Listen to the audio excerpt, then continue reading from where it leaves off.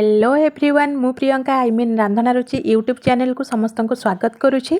Video संपूर्ण देखंतु, भल लगिले लाइक शेयर कमेंट सब्सक्राइब करंतु, पाखरे थिबा बेल आइकन को प्रेस करंतु जहा फଳରେ नुआ नुआ नोटिफिकेशन आपण मानक पाखरे पहुंची परिबो।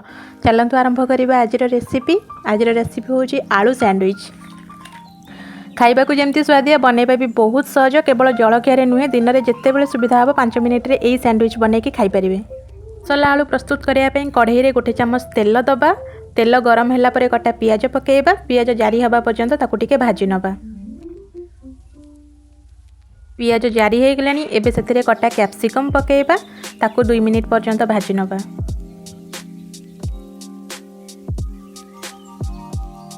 एथिरे कटा टमाटो पकेबा। सबको एकाठी करिकिना टिके भाजी नबा। एथिरे स्वाद अनुसार लूण पकांतु।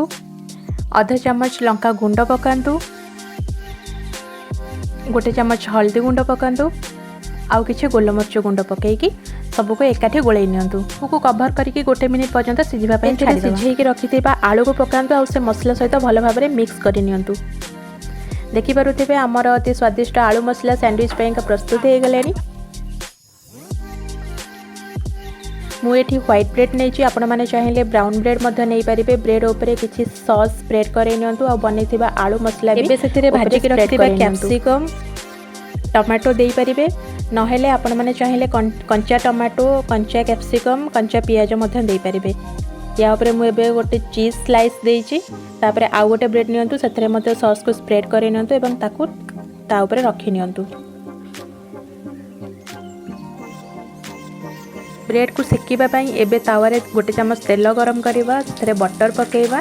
बटर मेल्ट होला परे ताको टिके चारियाडे स्प्रेड करे नियंतु। तापरे ब्रेड रखिबा। दुई पटे साइड भलो भाबरे सेकी होला परे गोटे प्लेट को काढी नियंतु। भितरु केमती देखा होची सेटे जानिया पई मझिरो काटी नियंतु गोटे छुरी साहाय्य रे। बहुत सुंदर भाबरे आलू सैंडविच हमर रेडी हे जाई छे। एबे याको आपण जे कोनोसी सॉस रे मध्य खाई परिबे। Tomato sauce chilli sauce pasta sauce जेकोसी भी सॉस रे आपण वीडियो भल लागो लाइक करने को जमार भी भूलिबेनी। Thank you.